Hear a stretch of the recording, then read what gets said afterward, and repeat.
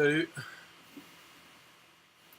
Bon, on va voir comment faire une vidéo VTH, là. Vidéo, je sais pas quoi, hypnotique. Texte, vidéo texte hypnotique. Euh, la façon, il y a peut-être une autre façon technique de faire la présentation donc sur PowerPoint, passer chaque slide. Après, une fois qu'on a enregistré la vidéo là, des slides, enregistrer le texte en suivant. Mais là, je vais vous montrer comment faire le contraire. Enregistrer d'abord le son, parce que on peut le faire, hein, des vidéos comme ça, pas à peine de faire un script vraiment de vente. C'est pas ça que je veux dire, c'est juste faire une vidéo avec un texte qui bouge en même temps que la voix off. Donc la façon simple, c'est prendre un article de Jean Rivière ou autre et de le lire, et après mettre dans un PowerPoint chaque phrase ou paragraphe. Voilà, on les met. Et après, avec le son qu'on a enregistré quand on a lu l'article, on se le joue et on fait la présentation. On lance la présentation PowerPoint et avec le son, hop, on est là, on change de slide quand ça va bien. Et bien sûr, on enregistre la vidéo de cette présentation. Et après, dans un logiciel de montage, on met la vidéo de la présentation avec le son, le fichier son qu'on a enregistré au début. Donc voilà, par exemple, là j'ai fait un exemple, c'est la page d'accueil de Builderall. Donc j'ai lu, je me suis enregistré en lisant cette phrase, première, deuxième, et euh, ce petit texte-là, voilà, tout ça, les trois paragraphes, et à la fin j'ai dit acheter maintenant. Donc je l'ai lu, je me suis enregistré le fichier MP3. Après j'ai pris donc le texte et j'ai copié chaque petite phrase dans un PowerPoint, enfin le truc de Google Slide de Google. J'ai fait là quelques vignettes avec à chaque fois une phrase, tout ça. Et donc pour enregistrer le son, j'ai utilisé ce logiciel Audacity. Voilà, juste j'ai appuyé sur enregistrer et j'ai lu le texte par la page. Donc j'avais déjà le fichier MP3. Ensuite j'ai fait la présentation sur slide et je l'ai enregistré en, en vidéo. Enfin, donc je me suis lancé le son et j'ai fait la présentation. Et j'ai cliqué suivant quand le son il arrivait là. Et pour enregistrer la vidéo, c'est une capture d'écran simplement. Donc j'ai utilisé celui-là, c'est-à-dire OBS, le logiciel avec lequel je fais le live en ce moment. Au lieu de faire streaming, j'ai fait start recording.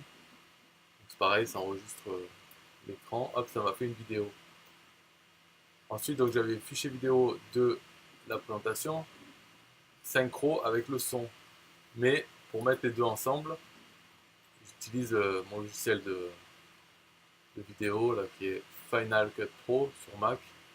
En fait, n'importe quel logiciel de montage vidéo, on peut mettre un son et une vidéo, image, quoi. Et voilà, remplacer le son. Donc c'est celui-là. Voilà. Euh, voilà, c'est en bas. J'ai mis mon son et l'image de la vidéo de la présentation. Et après, j'exporte ce fichier et ça me fait la vidéo finale que là je suis en train d'envoyer là sur YouTube. Donc l'adresse, je la mettrai peut-être dans la description de cette vidéo là. C'est ça, YouTube, MZ, enfin bref, voilà, le long truc. C'est en train d'envoyer. Voilà la façon que je fais. Alors l'avantage, je trouve, de ça, c'est que au niveau du son, ça sera beaucoup plus fluide. de commencer par prendre l'article tel qu'il est entier, le lire de façon naturelle, et après faire la présentation, faire suivant au bon moment du son.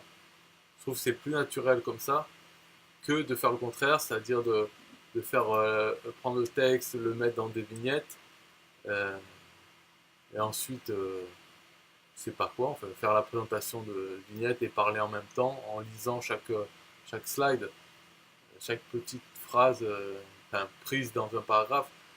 Ça va être plus dur de faire la voix plus fluide. On va se retrouver à lire chaque slide, s'arrêter, puis continuer, alors que peut-être ça fait partie d'un paragraphe.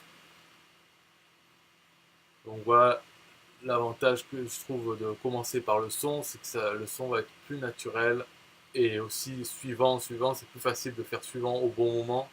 Quand on écoute le son, on sait déjà ce qu'il va dire, on a juste à appuyer sur le bouton suivant, et la vidéo va être mieux, plus harmonieuse, je trouve.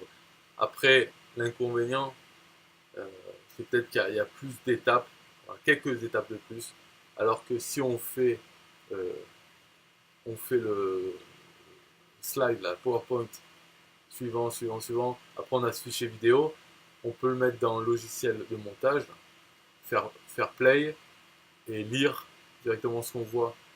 Ou alors même, en fait, on peut le faire directement, c'est-à-dire on fait le PowerPoint, on a la présentation finie, quoi.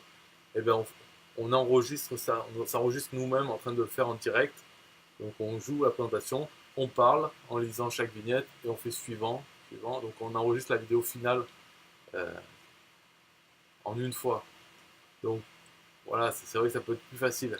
Mais commencer comme ça, comme j'ai fait, je trouve que c'est bien pour au moins pour la voix.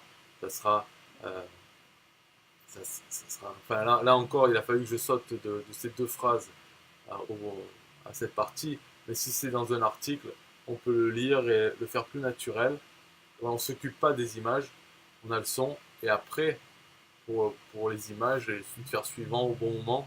C'est beaucoup plus simple comme tâche d'écouter un son et de faire suivant au bon moment. Et voilà, la vidéo, elle sera nickel. Et après, il n'y a plus qu'à mettre les deux ensemble, le son qu'on avait et la vidéo. Voilà. Ok, cool. Voilà. C'est tout. Bye bye.